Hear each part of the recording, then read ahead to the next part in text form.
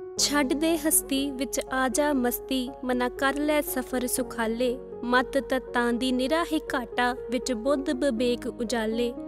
ਉਜਵਲ ਜੀਵਨ ਜੇ ਕਰਨਾ ਆਤਮ, ਕਰ ਖੁਦ ਨੂੰ ਸਤਿਪੁਰਖ ਪਿਤਾ ਦੇ ਹਵਾਲੇ। ਕਰ ਖੁਦ ਨੂੰ ਸਤਿਪੁਰਖ ਪਿਤਾ ਦੇ ਹਵਾਲੇ। ਤੂੰ ਸਤ ਅਖੰਡ ਜੋਤ ਚੈਨਲ ਵੇਖ ਰਹੇ ਸਾਰੇ ਹੀ ਸਰੋਤਿਆਂ ਨੂੰ ਸਤਿ ਸ੍ਰੀ ਅਕਾਲ। ਪ੍ਰੋਗਰਾਮ ਸੁਗੜ ਵਿਚਾਰ ਵਿੱਚ ਅੱਜ ਮੇਰੇ ਬੋਲਣ ਦਾ ਪਹਿਲੂ ਹੈ ਬੱਚੇ ਦੀ ਪਿਆਲੀ।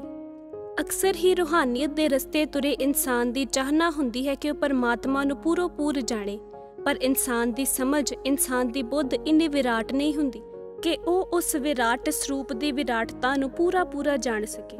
ਇਸ ਹੀ ਤੱਥ ਦੀ ਸਮਝ ਅੱਜ ਅਸੀਂ ਇਸ ਕਹਾਣੀ ਦੁਆਰਾ ਲੈਂਦੇ ਹਾਂ। ਇੱਕ ਸੰਨਿਆਸੀ ਪਰਮ ਸੱਚ ਦੀ ਭਾਲ ਵਿੱਚ ਸੀ, ਯਾਨੀ ਪਰਮਾਤਮਾ ਦੀ ਖੋਜ ਵਿੱਚ ਸੀ, ਜਿਸ ਵਾਸਤੇ ਉਹ ਕਈ ਵੇਦ, ਗ੍ਰੰਥ, ਸ਼ਾਸਤਰ ਪੜ੍ਹ ਰਿਹਾ ਸੀ ਤਾਂ ਕਿ ਉਸ ਦੀ ਸਮਝ ਵਿੱਚ ਪਰਮਾਤਮਾ ਪੂਰਾ ਆ ਜਾਵੇ। ਲੇਕਿਨ ਉਹ ਦਿਨ ਬ ਦਿਨ ਸ਼ਾਸਤਰਾਂ ਤੇ ਵੇਦਾਂ ਵਿਚਲੇ ਸ਼ਬਦ ਤੇ ਵਿਚਾਰ ਕਰਕੇ ਆਪਣੇ ਆਪ ਨੂੰ ਬੋਝਲ ਮਹਿਸੂਸ ਕਰਨ ਲੱਗ ਪਿਆ ਸੀ। ਹੁਣ ਉਹ ਥੱਕ ਹਾਰ ਚੁੱਕਾ ਸੀ, ਕਿਉਂਕਿ ਸ਼ਾਇਦ ਉਸ ਦੀ ਸਮਝ ਵਿੱਚ ਗੱਲ ਪੂਰੀ ਨਹੀਂ ਸੀ ਉਤਰਦੀ। ਫਿਰ ਇੱਕ ਦਿਨ ਉਹ ਵਿਅਕਤੀ ਸਵੇਰੇ ਸਾਗਰ ਦੇ ਕੰਢੇ ਸੈਰ ਕਰਨ ਲਈ ਨਿਕਲਿਆ, ਜਿੱਥੇ ਉਸਨੇ ਵੇਖਿਆ ਕਿ ਸਾਗਰ ਦੇ ਕਿਨਾਰੇ ਇੱਕ ਬੱਚਾ ਖੜਾ ਸੀ, ਜਿਸ ਦੇ ਹੱਥ ਵਿੱਚ ਛੋਟੀ ਜਿਹੀ ਪਿਆਲੀ ਸੀ ਤੇ ਉਹ ਬੱਚਾ ਵੀ ਕਿਸੇ ਸੋਚ ਵਿੱਚ ਡੁੱਬਿਆ ਹੋਇਆ ਸੀ। ਉਸ ਸੰਨਿਆਸੀ ਨੇ ਬੱਚੇ ਨੂੰ ਪੁੱਛਿਆ, ਬੇਟਾ ਤੂੰ ਇੱਥੇ ਕੀ ਕਰ ਰਿਹਾ ਹੈ? ਬੱਚਾ ਅੱਗੋਂ ਕਹਿਣ ਲੱਗਾ, ਤੁਸੀਂ ਦੱਸੋ, ਤੁਸੀਂ ਇੱਥੇ ਕੀ ਕਰ ਰਹੇ ਹੋ? ਉਹ ਵਿਅਕਤੀ ਮੁਸਕਰਾਉਣ ਲੱਗਾ ਤੇ ਬੱਚੇ ਨੇ ਇੱਕ ਹੋਰ ਸਵਾਲ ਕਰ ਦਿੱਤਾ। ਉਹ ਵਿਅਕਤੀ ਨੂੰ ਕਹਿਣ ਲੱਗਾ, ਤੁਹਾਡੀ ਪਿਆਲੀ ਕਿੱਥੇ ਹੈ? ਸੰਨਿਆਸੀ ਨੂੰ ਉਸ ਸਮੇਂ ਆਪਣੀ ਪਿਆਲੀ ਦੀ ਸਮਝ ਨਾ ਆਈ। ਫਿਰ ਉਹ ਬੱਚਾ ਕਹਿਣ ਲੱਗਾ ਕਿ ਮੈਂ ਆਪਣੀ ਇਸ ਪਿਆਲੀ ਵਿੱਚ ਸਾਗਰ ਨੂੰ ਭਰ ਕੇ ਲੈ ਕੇ ਜਾਣਾ ਚਾਹੁੰਦਾ ਹਾਂ, ਪਰ ਸਾਗਰ ਹੈ ਕਿ ਪਿਆਲੀ ਵਿੱਚ ਆਉਂਦਾ ਹੀ ਨਹੀਂ।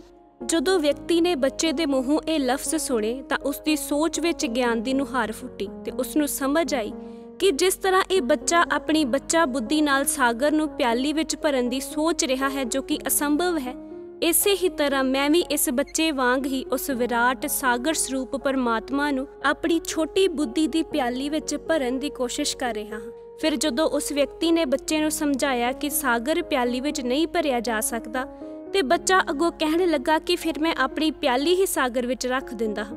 ਤੇ ਇਹ ਸੁਣ ਕੇ ਵਿਅਕਤੀ ਹੋਰ ਖੁਸ਼ ਹੋ ਗਿਆ ਕਿ ਬੱਚੇ ਦੇ ਇਹਨਾਂ ਲਫ਼ਜ਼ਾਂ ਵਿੱਚ ਤੇ ਹੋਰ ਗਹਿਰਾ ਸਾਰ ਹੈ ਕਿ ਉਸ ਪਰਮਾਤਮਾ ਦੇ ਵਿਰਾਟ ਬੌਧਿਕ ਸਰੂਪ ਸਾਗਰ ਵਿੱਚ ਜਾਣ ਲਈ ਆਪਣੀ ਬੁੱਧੀ ਦੀ ਛੋਟੀ ਪਿਆਲੀ ਉਸ ਨੂੰ ਸਮਰਪਿਤ ਕਰ ਦੇਣੀ ਚਾਹੀਦੀ ਹੈ, ਕਿਉਂਕਿ ਆਪਣੀ ਪਿਆਲੀ ਵਿੱਚ ਸਾਗਰ ਭਰ ਕੇ ਲੈ ਜਾਣ ਨਾਲ ਤੇ ਸਾਗਰ ਦਾ ਕੁਝ ਕੁ ਹਿੱਸਾ ਹੀ ਹਿੱਸੇ ਆਉਂਦਾ ਹੈ, ਪਰ ਬੁੱਧਤਾ ਦੇ ਸਾਗਰ ਦੇ ਵਿੱਚ ਆਪਣੀ ਬੁੱਧੀ ਦੀ ਪਿਆਲੀ ਰੱਖ ਦੇਣ ਨਾਲ ਬੁੱਧ ਸਾਗਰ ਦੀ ਵਿਰਾਟਤਾ ਦਾ ਆਨੰਦ ਮਾਣ ਸਕਦੀ ਹੈ। ਇਸ ਕਹਾਣੀ ਵਿਚਲੀ ਗਹਿਰੀ ਸੂਝ ਜੋ ਕਿ ਉਸ ਸੰਨਿਆਸੀ ਵਿਅਕਤੀ ਨੂੰ ਬੱਚੇ ਦੇ ਲਫ਼ਜ਼ਾਂ ਤੋਂ ਪ੍ਰਾਪਤ ਹੋਈ, ਉਹ ਸਾਡੇ ਲਈ ਵੀ ਅਤ ਬੌਧਿਕ ਤੇ ਸਿੱਖਿਆਦਾਇਕ ਹੈ, ਕਿਉਂਕਿ ਸਾਡੀ ਬੁੱਧੀ ਦੀ ਪਿਆਲੀ ਤੇ ਹੋਰ ਵੀ ਛੋਟੀ ਹੈ ਕਿ ਅਸੀਂ ਤਾਂ ਪਰਮਾਤਮਾ ਨੂੰ ਜਾਣਨ, ਸਮਝਣ, ਪਾਉਣ ਦੀ ਕੋਸ਼ਿਸ਼ ਤੱਕ ਵੀ ਨਹੀਂ ਕਰਦੇ। ਅਸੀਂ ਤੇ ਤੱਤਾਂ ਦੀ ਬੁੱਧੀ ਤੱਕ ਹੀ ਸੀਮਤ ਹੋ ਗਏ ਹਾਂ। ਜੇਕਰ ਅਸੀਂ ਪਰਮਾਤਮਾ ਪੱਖੀ ਤੁਰਦੇ ਵੀ ਹਾਂ ਤੇ ਤੱਤਾਂ ਦੀਆਂ ਮੰਗਾਂ ਨੂੰ ਪੂਰਾ ਕਰਨ ਲਈ, ਨਾ ਕਿ ਪਰਮਾਤਮਾ ਨੂੰ ਖੋਜਣ ਲਈ ਤੁਰਦੇ ਹਾਂ। ਲੇਕਿਨ ਜੇਕਰ ਪਰਮਾਤਮਾ ਨੂੰ ਖੋਜਣ ਲਈ, ਉਸ ਨੂੰ ਪਾਉਣ ਲਈ ਇੱਕ ਹੀ ਕਦਮ ਪੁੱਟਿਆ ਜਾਏ ਤੇ ਕਿਤੇ ਨਾ ਕਿਤੇ ਆਤਮਕ ਬੁੱਧਤਾ ਦਾ ਤਲ ਪਰਮਾਤਮਾ ਦੀ ਕਿਰਪਾ ਦੁਆਰਾ ਕਿਸੇ ਨਾ ਕਿਸੇ ਪੜਾਅ ਤੇ ਆ ਜ਼ਰੂਰ ਜਾਗਰਤ ਹੁੰਦਾ ਹੈ। ਜਿਵੇਂ ਕਾਫੀ ਚਿਰ ਦੀਆਂ ਕੋਸ਼ਿਸ਼ਾਂ ਤੋਂ ਬਾਅਦ ਉਸ ਸੰਨਿਆਸੀ ਪੁਰਖ ਦਾ ਬੌਧਿਕ ਤਲ ਉੱਠਿਆ, ਜੋ ਬੱਚੇ ਦੇ ਸੁਭਾਵਕ ਲਫ਼ਜ਼ਾਂ ਤੋਂ ਹੀ ਉਸ ਨੂੰ ਵਿਰਾਟ ਸੂਝ ਦੇ ਗਿਆ ਤੇ ਉਸ ਦੀ ਗੁੰਝਲ ਦਾ ਹੱਲ ਹੋ ਗਿਆ। ਤੇ ਇਸ ਤੋਂ ਉੱਪਰ ਰੂਹਾਨੀਅਤ ਰਸਤੇ ਤੇ ਤੁਰਨ ਵਾਲਿਆਂ ਲਈ ਇਹ ਕਹਾਣੀ ਹੋਰ ਵੀ ਸਿੱਖਿਆਦਾਇਕ ਹੈ। ਤੇ ਸਭ ਤੋਂ ਅਹਿਮ ਪੱਖ ਇਹ ਹੈ ਕਿ ਜਦੋਂ ਵੀ ਅਸੀਂ ਕਿਸੇ ਗ੍ਰੰਥ, ਵੇਦ, ਸ਼ਾਸਤਰਾਂ ਵਿੱਚ ਪਰਮਾਤਮਾ ਬਾਰੇ ਜਾਣਨ ਲਈ ਕੀਤੇ ਹੋਏ ਵਿਖਿਆਨ ਨੂੰ ਪੜ੍ਹਦੇ ਹਾਂ ਤਾਂ ਸਾਨੂੰ ਉਸ ਦੀ ਪੂਰੀ ਸਮਝ ਨਹੀਂ ਆਉਂਦੀ, ਜਿਵੇਂ ਉਸ ਕਹਾਣੀ ਵਿਚਲੇ ਵਿਅਕਤੀ ਦੀ ਹਾਲਤ ਸੀ, ਜਿਸ ਦਾ ਕਾਰਨ ਹੈ ਅਸੀਂ ਆਪਣੀ ਛੋਟੀ ਬੁੱਧ ਦੀ ਪਿਆਲੀ ਨਾਲ ਵਿਰਾਟ ਬੌਧਿਕਤਾ ਦੇ ਸਾਗਰ ਸਰੂਪ ਪਿਤਾ ਪਰਮਾਤਮਾ ਨੂੰ ਜਾਣਨ ਦੀ ਤੇ ਸਮਝਣ ਦੀ ਕੋਸ਼ਿਸ਼ ਕਰਦੇ ਹਾਂ। ਲੇਕਿਨ ਗੁਰੂ ਗੁਰਬਾਣੀ ਦਾ ਫਰਮਾਨ ਹੈ, ਆਪ ਸਮੁੰਦ ਆਪ ਹੈ ਸਾਗਰ, ਆਪੇ ਹੀ ਵਿੱਚ ਰਤਨ ਧਰੇ, ਕਿ ਸਾਹਿਬ ਸਤਿ ਸ੍ਰੀ ਅਕਾਲ ਪੁਰਖ ਪਿਤਾ ਜੀ ਵਿਰਾਟ ਬੌਧਿਕ ਸਾਗਰ ਸਰੂਪ ਆਪ ਹੈ, ਜਿਸ ਕੋਲ ਆਤਮਕ ਬੌਧਿਕਤਾ ਦੇ ਭਰਪੂਰ ਖਜ਼ਾਨੇ ਨੇ।